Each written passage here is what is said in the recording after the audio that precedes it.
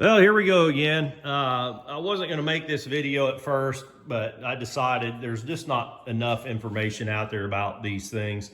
So I'm working on a meat tenderizer. This is not the first one I've worked on. This is the first one of this model, but they all function about the same. So this one is a cube steak machine, model HL from Needham Manufacturing. I'm going to take a shot in the dark and say that this was made back in the 50s, something like that. I can't find any information online about Needham Manufacturing other than in World War II, they converted over to make munitions. I saw a little article about Needham Manufacturing making munitions in World War II, and that is the only thing I can find online. I didn't do an exhaustive online search, but I was just looking for information or parts availability for these things, and you might as well just forget that idea. So this is a meat tenderizer, meat cuber, whatever you want to call it. Like all the others still in production, they operate by running these two rollers, parallel with each other. You drop a piece of meat between them and it just chews it up essentially. Their strippers are a little bit different than some of the others that I've worked on, but essentially it's the same idea. The sort of housing that this is a drop-in unit. This is real similar to the ones that even like Hobart, or I think Biro is still in production. I know Hobart's are similar to this still. The only parts information I can find is nothing. There's a couple of used units on eBay. One of them looks more or less complete. And the other one, I think there was maybe there was only the one on eBay. So if you guys have run across one of these, you're out at the flea market or whatever, and it only needs one of these rollers, or it only needs some of these strippers, or it only needs a motor, motor you can probably get away with, but if it's not complete, I wouldn't even fool with it. I have had to make a part for this thing because I cannot find it. So this will give you an idea though of how they go together. So it's got this plastic outer housing, and then all the workings sort of drop in from, let's see, no, this slides in over the top of this, and then it sits on this lip here. So this will be exposed. There should be a big plexiglass or Lexan cover, because you can see the working parts are going to sit more or less on top of this, which will be super exposed when you're using it. I mean, super dangerous here. There should be a guard to sort of slow you down from getting your hand into the thing. That guard is gone from this one. I asked the seller. I picked this up it was in a warehouse that had stored some old equipment. The lady they bought the warehouse. They were just cleaning it out. So she didn't know anything about it. The plastic guard was not there. If you get a wild hair, you could fabricate a plastic guard, or hell, you can fabricate a metal guard for that matter. I'm not going to worry about it. But you can see what I did here. I sanded this down. This had like a hammer tone finish, sort of. You can kind of see a little bit of it there in the corner. Sort of like a hammer tone painted finish on it. And this is aluminum. This is aluminum. This had sort of like a polished look to it. I'm going to paint this with appliance paint. I've done that in the past, and it works really good. It's easy for cleanup and stuff. So I sort of sanded it down, got the surface reasonably okay. You can see this is the working parts here. These two little doodads turn, and they engage. Let's see, this flips around. They engage this end of it. So that's how the thing works. I'll show you that later once we get it all put back together. But essentially, it's a motor, and it's got a sort of a direct drive into a gear case, and then the gear case, runs the two outputs there. These are rubber bumpers to hold the outer plastic off of the frame of the thing. That's these rubber bumpers here, and these are all the bolts that run through the bumpers that tie the two together. The part that I had to manufacture was this piece. So luckily for me, they appear to all four be the same. So this is a row of strippers. You can tell I've torn it down. This is the end, and this aligns. This has to sit in really, particularly the angles and stuff of this have to be just right. This piece was broken. This is the original piece that came off of it. So I wanted to show you guys sort of how this goes together in case you are fooling with one.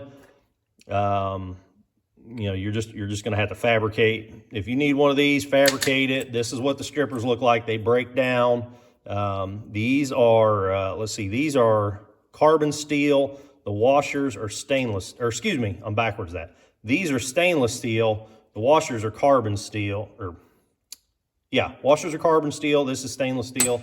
I'm making this out of carbon steel. I figure, you know, if it's the meat's going to come into contact with carbon.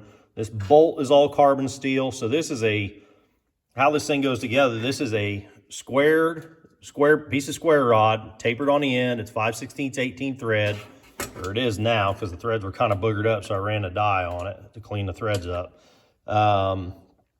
You know, essentially it's pretty basic how it goes together. It goes together just as easy as it looks. If you don't have one of these to start with, you know, you're in bad shape. So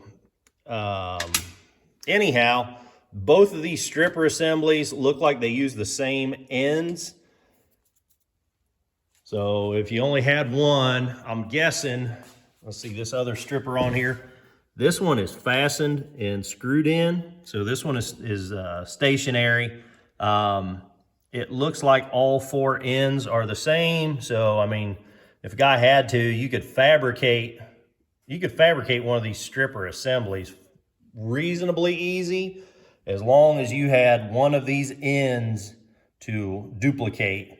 So, you know, as far as the roller assembly goes, man, I don't know what all's going on out here. I mean, that's a brass bushing. I couldn't tell you what size or length that shaft is. Hopefully I don't have to get into that. Look at the different steps on there where it sits into this little carriage. And then, of course, that then has to sit, you know, the end of the carriage sits out here. Or, you know, the bushings do. So if you've got one of these to work with, you might be okay. But I don't know if they are unique to each individual roller. I'd say you could probably use, I don't know if you could use the Hobart stars for that or not. I know you can still get them online. But these things, if you had something to start with, you might be able to duplicate it. So, but I tell you, for the money, if it were me and it was missing, if you're looking at one of these things and it's missing a major component, I'd probably walk away from it. Because it's going to take you a lot of time and aggravation, and it's not going to be worth dropping it off at a machine shop and having a machinist build you a set of strippers. That's going to be just way too labor intensive. You're probably going to end up doing this on your own, and you know, it's going to be labor intensive. So I'm going to go ahead and I'm going to finish assembling this set of strippers here. These nuts, okay, so that is one thing I can show you. That is sort of a critical thing here. So these nuts, it's a round nut, and it's, I guess you're supposed to loosen that up with a screwdriver, you know, tap it. It probably takes some special tool. So that is a round nut threaded onto the end of that shaft. Again, 5/16 18 thread. This hole does not matter on this set of strippers because these drop in and out. Now this hole would be the hole that engages or a screw would engage this on that other set of strippers. So again, it stays with the carriage, where this set of strippers is made to slide in and out. But this apparatus, this little end piece that I made here, it is clocked. You know, the orientation has to be just so, because this slides on that shaft also. And this piece then, when these strippers set into that carriage, that sets the angle that the stripper engages with the roller. So it's pretty critical that has to be clocked just so. So if you try to take one of these set of strippers apart and you don't know it, don't try to twist this. This is, you know, it sits on that square shaft. If you try to twist that, which is what I did, it was already sort of broken, and I thought that this whole thing may be unthreaded because I just could not get that nut off, and this snapped. Then I didn't realize that was a square shaft. I had no idea until I took it apart how this whole thing went together. So That's why I'm telling you. It started off with just a crack. If I would have known how it came apart, I would have left this hole and I would have just re-welded it. But that being said, I think that might be brass or cast. It's some sort of cast. So anyhow, it probably would have got broke anyhow. That's how it goes back together. 2 washers between each stripper, and you just washers, slide a stripper, washers, slide a stripper. That's how you put this all back together. And again, this is very similar to the Hobart's, washer spacer, or, star on the meat rollers anyhow. These working rollers, again, similar to the Hobart's and stuff. It's a cutter and a spacer, cutter, spacer, cutter, spacer, cutter, spacer. So anyhow, that's how it sort of goes together. Let me get this thing more or less assembled, and I'll show you some more as we're putting it together. Okay, so I got that stripper assembly put back together, and you can see how these things go together now. Strippers, you can kind of see that one down in there. That's that stripper assembly that we put together, the one down there in the bottom. You see how these things sit together. I ran a screw into this hole. This was missing. So you unthread this bolt, take it out, and then you can flip this semicircle thing up. You flip it up out of the way, and then it releases both these rollers.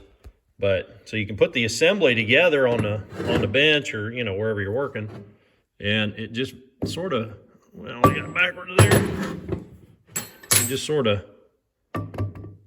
plug it in on one side, and it drops in on the other. Let me show you that from a little further away. So that's as easy as that works. And then if we put power to it, flip the switch.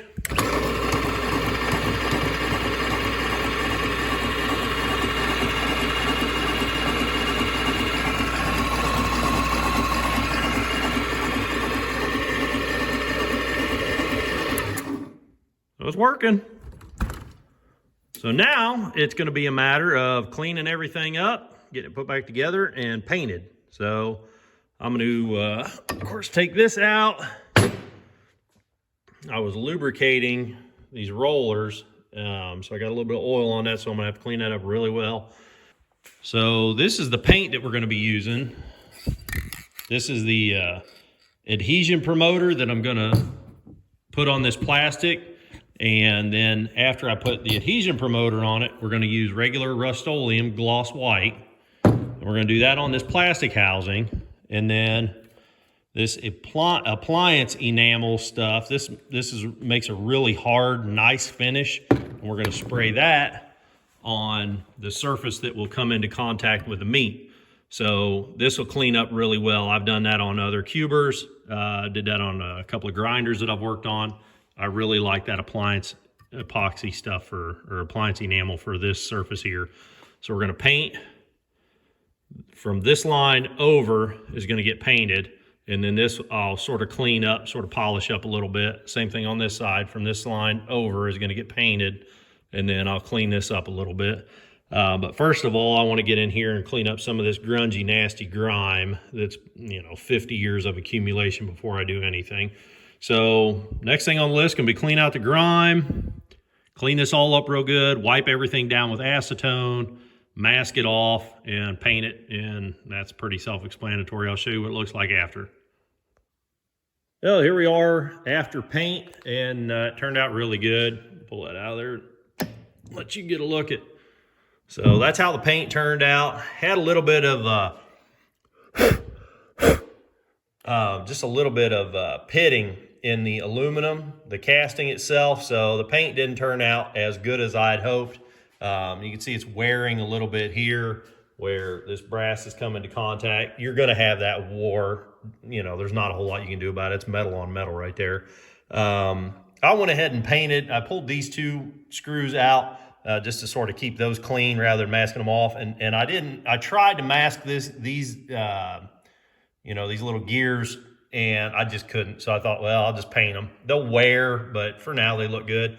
This enamel stuff looks great. And again, We painted this with that appliance, epoxy enamel stuff, and then this was that adhesion promoter, and then just Rust-Oleum gloss Arctic white after that. So you could probably do the whole thing in you know, just the Rust-Oleum paint, because it does get hard, you know, but it takes it's like 28 days to fully cure. So I really like for cleaning up blood and stuff like that, that appliance enamel works great for meat processing stuff. And you can see just, you know, how easy this drops in here. Trying not to screw up the paint if I can help it. Doing it with one hand is not as easy as two. So that just drops right in there. And let's see, we got everything. I got it plugged in. It's nice and quiet. It doesn't have, you know, I lubricated it really well out here on these bushings. That one, it shouldn't be turning. It turns just a little bit. Yeah, sort of cutting hairs. So I'm not super worried about it. But as far as meat tenderizers or cubers go, this thing's running pretty smooth. So it turned out really good. Sort of wish I had that, you know, plastic or plexiglass top for it. But, you know, that it's hard to say how many decades that's been missing. Again, this is, I don't know if I showed you guys this in the beginning. This is Needham Manufacturing, and I think I talked about it before. I looked them up. I can't really find any information online about them.